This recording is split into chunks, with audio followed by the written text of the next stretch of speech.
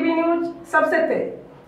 हमारे चैनल को देखने के लिए लाइक करें, शेयर करें और सब्सक्राइब करें और देखिए आज की ताजा तरीन खबर। भिवानी तालुका ग्राम पंचायत मानकोली में स्वर्गीय कबीर निर्मल स्मृति चषक का आयोजन शुरू हुआ, जहां पे आप देख सकते हैं कि माननीय श्री कुंदन पाटिल साहब के शुभ हाथों से उद्घाटन हुआ। और हम आपको बता दें कि वहां पे सभी मान्यवरों का स्वागत सम्मान भी हुआ और अध्यक्ष श्री गणेश सदानंद केने साहब के नेतृत्व में ये मैच खेला जा रहा है। तो चलिए हम दिखाते हैं उद्घाटन का कुछ दृश्य और क्या कह रहे हैं माननीय श्री कुंदन पाटिल साहब, वो भी हम आपको सुना रहे हैं। इस अवसर पर बहुत सारे मान्यवर उपस्थित थे, तो चलिए हम दिखाते हैं वहाँ का कुछ दृश्य। माननीय श्री कुंदन पाटिल के शुभ हाथों से पूजन करके इस मैच का उद्घाटन हुआ, जो आप हमारे स्क्रीन पे देख रहे हैं। और उनके साथ साथ सभी मान्यवर वहाँ पे उपस्थित हैं, जो आप हमारे स्क्रीन पे देख रहे हैं। तो चलिए दिखाते हैं हम आपको वहाँ का कुछ दृश्य। दोन्ही संघाने आपण आपला संपूर्ण संघ घेऊन खेळपट्टीवर पोहोचायचं आहे। मंद्रे मारुती काल्ले आणि वीर तानाजी दापोळे, ग्रामपंचायत माजी सरपंच, विद्यमान सदस्य केनी मोहित केनी, तर श्रीफळ वाढवत होते। गणपती बाप्पा वक्रतुंड महाकाय सूर्यकोटी समप्रभ निर्विघ्नं कुर्मे देव सर्व कार्ये सर्वदा। गावची ग्रामदेवता चौथ्या नावानी स्पर्धा इथे बरीचच्या पवित्र स्मृती सरपंच रुपये माळ्यांचे शुभारंभ श्रीफळ वाढवत होते साहेबांनी वेलात वेल काढून या स्पर्धेच्या उजवून आपल्याला खेळताना पाहायला मिळेल।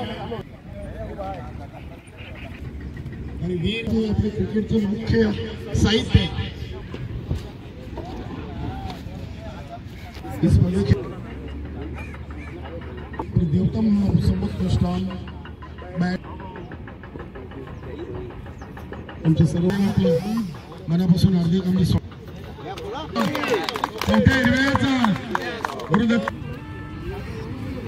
मान्यवरांच्या उपस्थितीमध्ये 8 दिवस वेलकम मनोज भाऊ पटेल, आपलं देखील मनपूर्वक हार्दिक स्वागत। दापोडे या संघ आणि कुंदनजी पाटील साहेबांचे एक जवळीक सहकारी म्हणून कुंदनजी पाटील साहेबांचे शुभ हस्ते श्री गणपती बाप्पा स्पर्धेत उद्घाटन से देखील श्रीफळ वाढवला जातो।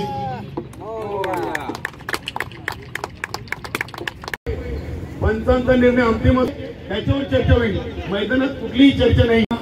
शुभ सन्मान केला जातोय आपुलकीचा, माणुसकीचा आणि प्रेमाचा।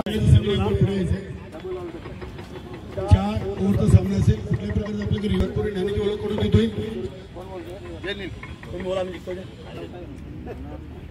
चौथाई अशी कॉलिंग ग्रुप आयोजित स्वर्गीय कबीर स्मृती चषक 40+ आणि ओपन अशा 2 क्षेत्रांमध्ये डे नाईट स्पर्धेचं आयोजन केलेलं आहे। खरं तर गणेश दादा यांचं आयोजन बघितलं की कुठे म्हणजे खोड काढण्याला जागाच राहत नाही। आम्ही अनेक वर्षापासून गणेश दादांच्या स्पर्धेला भेट देत असतो। रात्री त्यांचा मला फोन आला की दादा सकाळी आमच्या स्पर्धेच्या उद्घाटनाला तुम्ही प्रमुख पाहुणे। आम्ही बोललो नक्की आहे।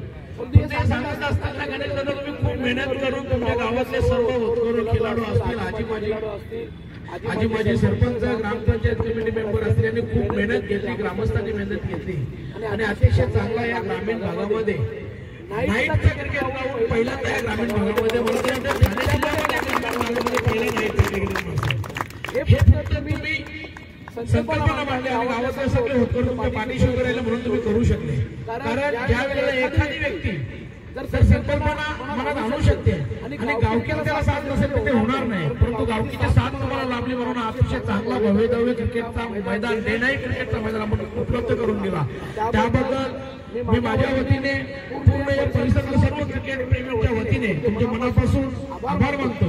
आणि ही जी स्पर्धा आहे मी खरं बोलणार नाही, म्हणजे मला बोलायला आवडत नाही।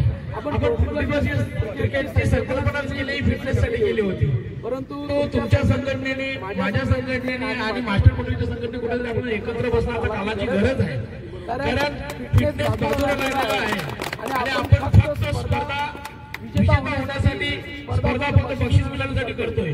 परंतु आता दादा माझ्या बाजूला आहेत बघा, हेही क्रिकेट चांगले चांगले क्रिकेट आहे. परंतु कुठेतरी त्याच्यामध्ये त्यांना त्याच्यामधून वंचित राहावं असं होतं प्रमाणे आपल्याला हा क्रिकेट प्रत्येकाला खेळायला मिळाला पाहिजे.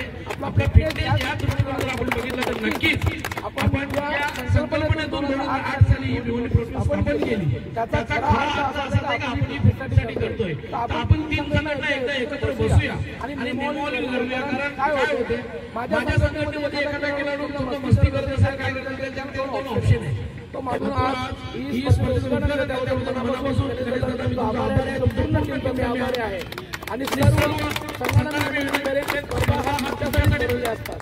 कुठल्याही प्रकारचा वादविवाद करू नका. तर पंच एखाद्या वेळेस जिंकू शकते, परंतु चुकी आपण पदरात घेतली पाहिजे. त्या पद्धतीने आपण सचिन तेंडुलकर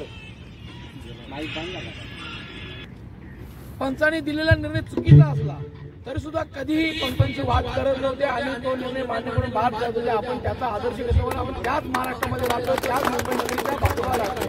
म्हणून एकाच वेळी जर पंच चुकत असेल तर तो निर्णय तात्काळ आपण मान्य केला पाहिजे.